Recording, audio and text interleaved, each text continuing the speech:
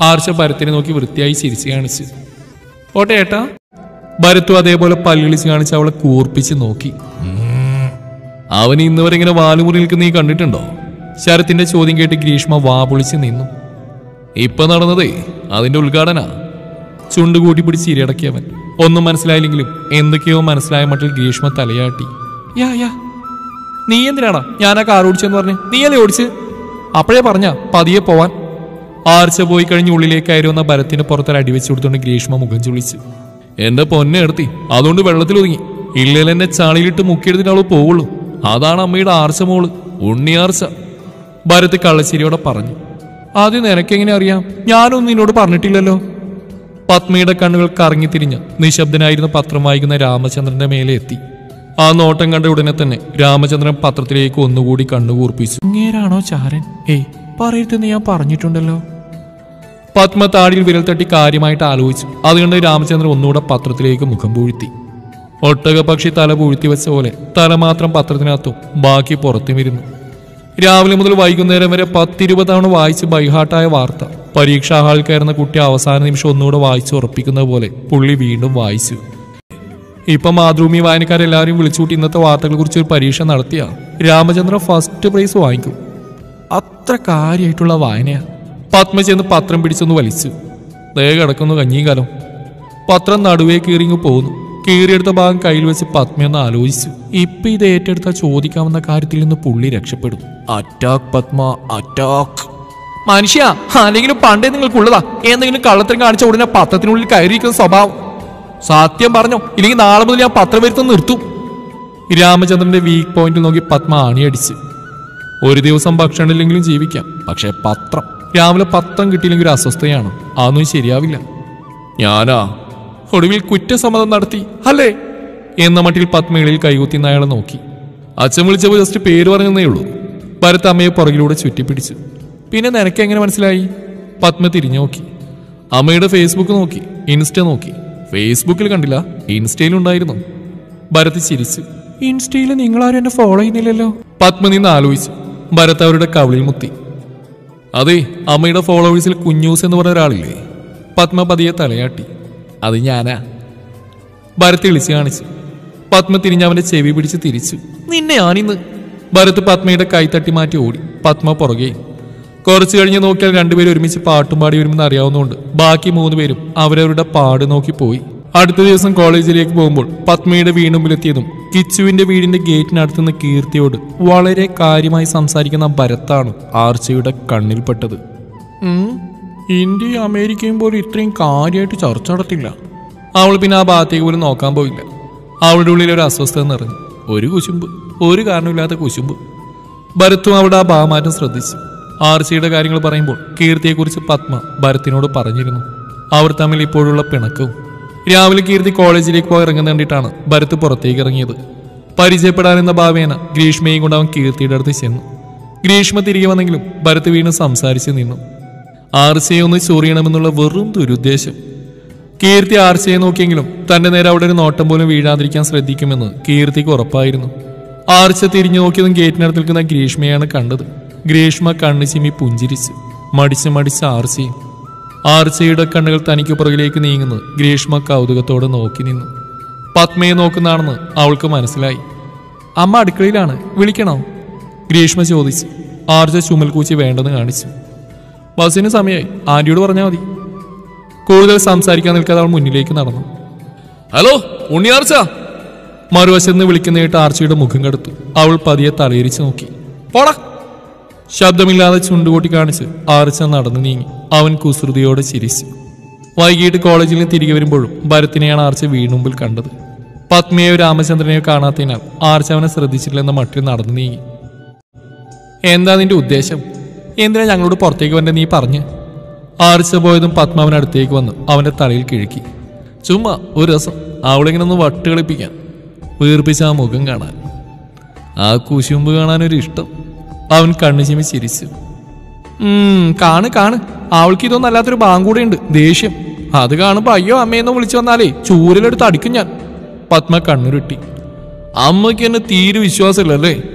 ഭരത് മുഖം വീർപ്പിച്ചു. ഇല്ല, ഒട്ടുമില്ല. പഠിക്കുന്ന ടീച്ചറുടെ മോൾക്കുള്ള ലവ് ലെറ്റർ ടീച്ചറുടെ ബുക്കിൽ ഒളിപ്പിച്ചു വെച്ച് കൊടുത്ത മോനല്ലയോ നീ? അവന്റെ ചെവി പിടിച്ച് തിരിച്ചുകൊണ്ട് പത്മ പറഞ്ഞു. അതമ്മ പേടിക്കണ്ട, ഉണ്ണിയാർച്ചയ്ക്ക് ഞാൻ പ്രേമലേഖനൊന്നും കൊടുക്കുന്നില്ല. ഭരത് ചിരിയോട് അവരുടെ കവിളിൽ പിടിച്ച് വലിച്ചു. അങ്ങനെ എന്തെങ്കിലും ചിന്ത ഉണ്ടെങ്കിലേ പോകുന്നതിന് മുമ്പ് ഒരു കുഴിയെത്തിയൊരു വെള്ളത്തുണി 2 ഓലക്കീരെടുത്ത് വെച്ചിട്ട് പോയിക്കോ. പത്മയെ അവന്റെ കവിളിൽ വലിച്ചു വിട്ട് ഉള്ളിലേക്ക് കയറിപ്പോയി. അമ്മേ, അവൻ ദയനീയമായി വിളിച്ചു. സത്യത്തിന്റെ മുഖം വികൃതമാണ് കുട്ടാ, നിന്റെ മുഖം അതുപോലെ ആവാതിരിക്കാനാ, പത്മ വിളിച്ചു പറഞ്ഞു.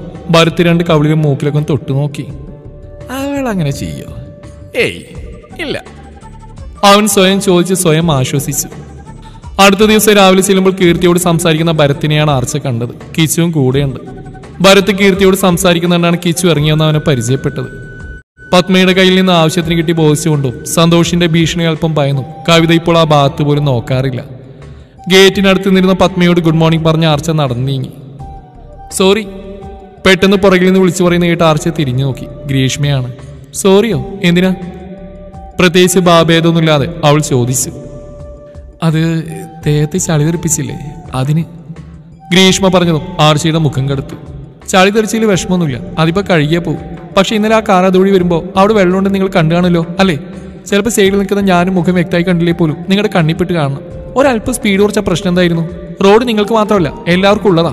അതോർത്ത് വണ്ടി ഓടിച്ച വീട്ടുകാരെയും ബന്ധുക്കളെയും ഭിത്തിയിലിരുന്ന് കാണേണ്ടി വരില്ല. ആർച്ച ഒരൊറ്റ ശ്വാസത്തിൽ പറഞ്ഞു നിർത്തി. ഗ്രീഷ്മയുടെ കണ്ണു തള്ളി. അരെ വാ, എന്താ പ്രസംഗം! ഭരത്തിന്റെ കൈയടിയും ശബ്ദവും കേട്ട് ആർച്ച തിരിഞ്ഞു നോക്കി. കീർത്തിയും കിച്ചുവും നോക്കി നിൽക്കുന്നുണ്ട്. ഭരത് അവളുടെ അടുത്തേക്ക് വന്നു. രാഷ്ട്രീയത്തിൽ ഇറങ്ങിയാൽ ശോഭിക്കാൻ കേട്ടോ. പ്രസംഗം കേട്ട് എനിക്ക് രോമാഞ്ചം വന്നു. മുന്നിലൊരു മൈക്കും കേൾക്കാൻ 10 പുരുഷാരും കൂടി ഉണ്ടായിരുന്നെങ്കിൽ കലക്കിയാനെ. ദേ നോക്ക്, രോമങ്ങളൊക്കെ എഴുന്നേറ്റ് നിൽക്കുന്നു. ഭരത് കൈ നീട്ടി പിടിച്ച് അവളെ കളിയാക്കി. അതെ, താൻ കുറച്ച് കസേരയെടുത്ത് എഴുന്നേറ്റ് ആ രോമകുട്ടിയൊക്കെ പിടിച്ച് അവിടെ ഇരുത്ത്. പിന്നെ രാഷ്ട്രീയം, അതിന് എന്നെക്കാൾ നല്ല ചേട്ടന്റെ പുതിയ ഫ്രണ്ട്സാ. അതാകുമ്പോ കൂടെ നിന്ന് ചതിക്കാനും കുതികാല് വിട്ടാനും കള്ളം പറയാനും ആരും പഠിപ്പിക്കേണ്ട ആവശ്യമില്ല. കീർത്തിയെയും കിച്ചുവിനെയും തർപ്പിച്ച് നോക്കി ആർച്ച ഭരത്തിനെ മറികടന്ന് നടക്കാൻ തുടങ്ങി. ഉണിയാർച്ച പോവാണോ? ഇല്ല, വരുവാ. എന്താ കഞ്ഞിരാമ? നടക്കുന്നിടയിൽ തന്നെ ആർച്ച വിളിച്ചു പറഞ്ഞു. അതെ, 2 പേര് കോളേജിലേക്കല്ലേ, ഒരുമിച്ച് പോയാ പോരെ, ഒരു കൂട്ടായില്ലേ? ഭരത് ഉച്ചത്തിൽ ചോദിച്ചു. അതെ, കഞ്ഞിരാമൻ അത്ര സങ്കടമാണെങ്കിൽ അവളെ കൊണ്ടുവിട്. തനിക്ക് ഇതിനും വലിയ പണിന് കിട്ടാനില്ല. അവൾ തിരിഞ്ഞു പോലും നോക്കാതെ പറഞ്ഞുകൊണ്ട് വേഗത്തിൽ നടന്നു. ഗ്രീഷ്മ വാപൊത്തി ചിരിച്ചു. കീർത്തിയുടെ ഇപ്പം എന്താ നടന്നെന്ന മട്ടിൽ നിൽക്കുകയായിരുന്നു. വല്ല ആവശ്യമുണ്ടായിരുന്നോ? പത്മാവനെ കളിയാക്കി. ഒരു ഹൊറർ. ഊറി വന്ന ചിരിയോടെ എതിർവശത്ത് വിളറി നിൽക്കുന്ന കീർത്തിയെയും കിച്ചുവിനെയും നോക്കി കണ്ണു ചിമ്മി കാണിച്ചു. തെളിച്ചമില്ലാത്തൊരു ചിരി തിരികെ നൽകി കീർത്തിയും ഭരത്തിനെ സംശയത്തോടെ നോക്കി കിച്ചു പതിയെ നടന്നുപോയി. ഗേറ്റിൽ കയ്യൂന്നി നിന്ന് ഭരത് അവർ പോകുന്നത് നോക്കി നിന്നു. എന്ത് കുസൃതി വേണമെങ്കിലും ആവാം, അവളെ കരയിപ്പിച്ചാലേ എന്റെ സ്വഭാവം മാറും. പറഞ്ഞില്ല എന്ന് വേണ്ട. പെട്ടെന്ന് പത്മയുടെ സ്വരത്തിൽ ഗൗരവം നിറഞ്ഞു. ഗ്രീഷ്മയും ഭരത്തും അവർ അമ്പരപ്പോടെ നോക്കി. അമ്മയുടെ കുഞ്ഞ് ഞാനാണോ അതാ ഉണ്ണിയാർച്ചയാണോ? ഭരത് അറിയാതെ ചോദിച്ചു പോയി. അത് നീ തന്നെയാ, പക്ഷെ അവളുടെ ഉള്ളിൽ ഇനി ഉണങ്ങിയിട്ടില്ലാത്തൊരു മുറിവുണ്ട്. അതുണ്ടാക്കിയവരോടാ നീ ഇത്രയും അടുപ്പം കാണി സംസാരിച്ച്. നീ ആരുമായിട്ട് കൂട്ടുവിടണമെന്നുള്ള നിന്റെ വ്യക്തിപരമായിട്ടുള്ള തീരുമാനം. പക്ഷെ അതിൽ ആരുവിനെ എന്നല്ല, മറ്റൊരാളെ വേദനിപ്പിക്കുന്ന രീതിയിലേക്ക് മാറാതിരിക്കാൻ അതിനുവേണ്ടി നിന്നെ ആരെങ്കിലും ഉപയോഗിക്കാൻ ശ്രമിക്കാതെ നോക്കേണ്ടതും നിന്റെ ഉത്തരവാദിത്വമാണ്. രാമചന്ദ്രൻ സിറ്റോട്ടിൽ വന്നിരുന്നു. പത്മ പത്രെടുത്ത് ഉള്ളിലേക്ക് കയറി. പത്രം നിവൃത്തിയ 2 പേരും കൂടെ ഫ്രണ്ട് പേജിന് അടി തുടങ്ങി. ഇത്രയും സമയം അവിടെ വെറുതെ കിടന്ന പത്രോ? അല്ലെങ്കിൽ ഈ പത്രം ഒരാൾ വായിക്കുന്ന കാണുമ്പോഴാ മറ്റൊരാൾക്കും കൂടെ വായിക്കാനുള്ള ഒരു ത്വരയുണ്ടാകുന്നു. ഭരത്തിന്റെ കളിയാക്കലും കീർത്തിയുള്ള സംസാരവും ആർച്ചക്ക് അത്രയ്ക്കങ്ങ് ഇഷ്ടപ്പെട്ടിട്ടുണ്ടായിരുന്നില്ല. അതുകൊണ്ട് പിന്നീടുള്ള ദിവസങ്ങളിൽ തന്നെ ഭരതിനെ അവൾ പാടെ അവഗണിക്കാൻ തുടങ്ങി. പക്ഷെ ഗ്രീഷ്മയുടെ ഒരു സൗഹൃദ രൂപം കണ്ടു. ഭരത്താണെങ്കിൽ സാധിക്കുന്ന പോലെയൊക്കെ അവളെ ദേഷ്യം പിടിപ്പിക്കാൻ ശ്രമിക്കുന്നുണ്ട്. ക്ലാസ് ഇല്ലാത്തതിനാൽ ഇത്തിരി വൈകിയാണ് ആർച്ച എഴുന്നേറ്റത്. വെറും 10 മണി. 7 മണിയായപ്പോൾ ജയശ്രീകാരി വന്ന് ഫാൻ ഓഫ് ചെയ്തിട്ട് പോയി. ഇനിയിപ്പോൾ തണുത്ത് മരവിച്ചാലും ഫാൻ്റെ ശബ്ദമില്ലാതെ ഉറങ്ങാൻ പറ്റില്ല ആർച്ചയ്ക്ക്. ഉറക്കം ഞെട്ടിയിട്ട് എഴുന്നേൽക്കാൻ മടിച്ച് കിടക്കുമ്പോഴാണ് കൃഷ്ണകുമാർ വന്ന് ഫാൻ ഓൺ ചെയ്ത് കൊടുത്തത്. അച്ഛൻ അല്ലെങ്കിലും മുത്താണ്. കണ്ണുപോലും തുറക്കാതെ അച്ഛനൊരു ഉമ്മ പറത്തിവിട്ട് ആർച്ച വീണ്ടും ഉറങ്ങി. ആരു? ജയശ്രീയുടെ വിളി വന്നു. ആർച്ച കണ്ണു തുറന്ന് വീണ്ടും അടച്ചു. ആരു? കൃഷ്ണകുമാർ വിളിക്കുന്ന ശബ്ദം കേട്ടു അവൾ. ഏതാനും നിമിഷങ്ങൾക്ക് ശേഷം തലയിൽ പതിയെ തലോടിലേറ്റതോടെ കണ്ണുപോലും തുറക്കാതെ പുഞ്ചിരിച്ചു ആർച്ച. ലവ് യു അച്ഛ, ലവ് യു അമ്മ. കൈ പിടിച്ചുണ്ടോടിയർത്ത് ആർച്ച ഒന്ന് പകച്ചു. ഇത് അച്ഛന്റെ കൈയല്ലോ. കണ്ണു തുറന്നു നോക്കിയത് ആ കൈ തട്ടിയെറിഞ്ഞ് ചാടി എഴുന്നേറ്റു. ഞാനോ? അല്ല, താനോ? മുന്നിലിരുന്ന് ചിരിക്കുന്ന ഭരത്തിനെ നോക്കി അവൾ കണ്ണു മിഴിച്ചു. അതെ, ഞാൻ തന്നെയാ. ഭരത് എഴുന്നേറ്റ് അവിടെ മുറി മുഴുവൻ നോക്കി. നീ എന്താ എന്റെ മുറിയിൽ? ആരോട് ചോദിച്ചിട്ടാ നീ ഇതിനുള്ളിൽ കയറിയത്? ആർച്ച് അവന്റെ മുമ്പിൽ വന്ന് നിന്ന് ചീറി. ഭരത് അവളെ തുറിച്ചു നോക്കി. ഇത് തന്റെ റൂമല്ലേ, അല്ലാതെ സെക്രട്ടേറിയറ്റ് ഒന്നല്ലോ. ചെന്ന് പള്ളി വെച്ചിട്ട് പാടി, നാറിയിട്ട് പാടില്ല. തല കുടഞ്ഞവൻ അലറി. ആർച്ച് ഒരു നിമിഷം അവനെ നോക്കി നിന്നു. തിരിഞ്ഞൊരൊറ്റോട്ടത്തിന് ബാത്റൂമിൽ കയറി. വാതിലടച്ച് കൈ നിവർത്തി പിടിച്ച് ഊതി നോക്കി. മനസ്സിൽ മുഴങ്ങിയ പാട്ടതാണെങ്കിലും കയ്യിൽ വന്ന മണത്തിന്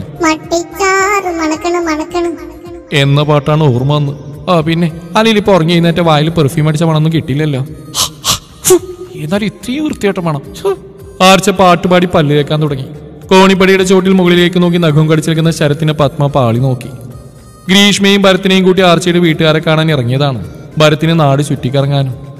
മോൻ ഇവിടെ ഇരിക്കെ, അവനെ ആര് കൂട്ടിയിട്ട് വരും? അച്ഛമ്മ പറഞ്ഞിട്ട് കൃഷ്ണകുമാർ കണ്ണുമിഴിച്ച്. പോയ പോലെ തിരിച്ചു വന്നാൽ മതിയായിരുന്നു. ആർച്ചയെ വിളിക്കാൻ മുകളിലേക്കാരെന്ന കൃഷ്ണകുമാറിനെ തടഞ്ഞ് ഞാനൊന്ന് മുകളിൽ കയറി വീടൊക്കെ കണ്ടിട്ട് വരാം, വരുമ്പോ ആർച്ചയെ വിളിച്ചിട്ട് വരാമെന്ന് പറഞ്ഞ് പോയതാ. രണ്ടിന്റെയും കയ്യിലിരിപ്പ് വെച്ച് ഇനി അവര് രണ്ടുപേരെയും പിടിച്ചു വെക്കാൻ വേറെ ആരെങ്കിലും പോവേണ്ടി വരുമെന്ന് എന്റെ ചിന്ത.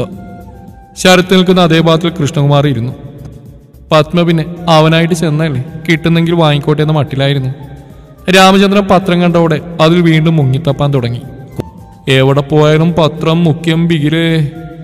പല്ല് തേച്ച് മുഖവും കഴുകി ബാത്റൂം ഡോർ തുറന്ന് ആർച്ച തല പുറത്തേക്കിട്ട് ചുറ്റും നോക്കി. ചുവരിൽ വെച്ച ഫോട്ടോസൊക്കെ നോക്കിയിരിക്കുന്ന ഭരത്തിനെ കണ്ട് അവൾക്ക് ദേഷ്യം വന്നു. കുഞ്ഞിരാമൻ ഇതുവരെ പോയില്ലേ? ആർച്ച പിറുവിറുത്തു.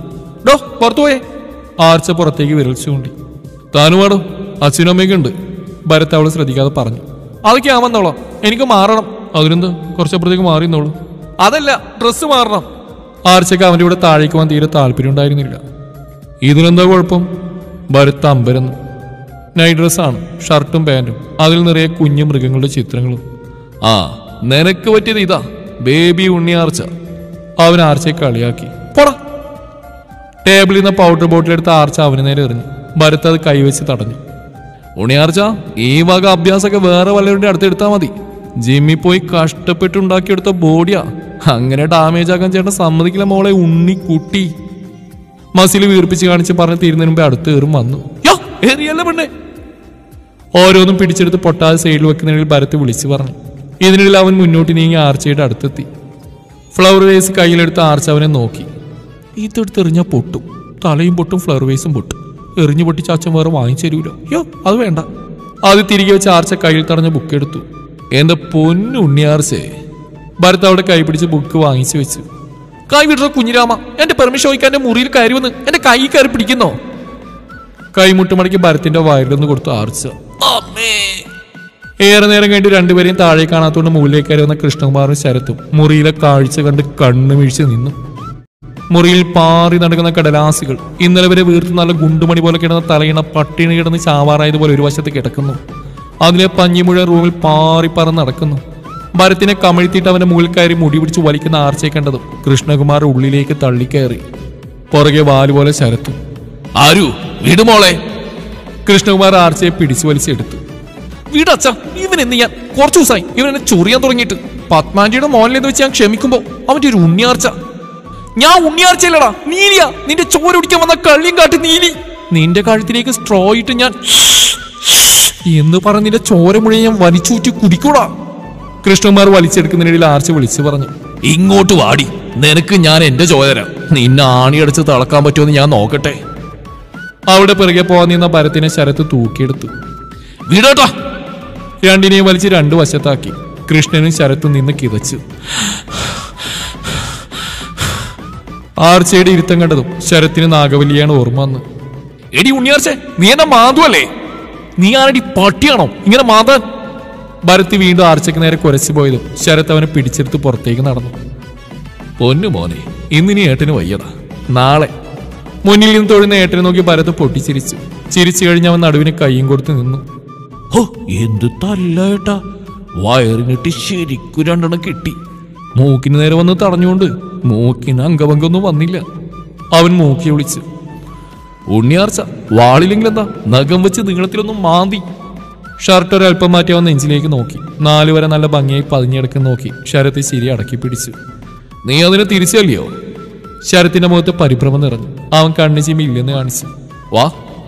മുടി ഒതുക്കി വെച്ച് അവൻ താഴേക്ക് പോകാൻ ഒരുങ്ങി. മോനെ, കൃഷ്ണകുമാർ വിളിക്കുന്നതായിട്ട് രണ്ടുപേരും തിരിഞ്ഞു നോക്കി.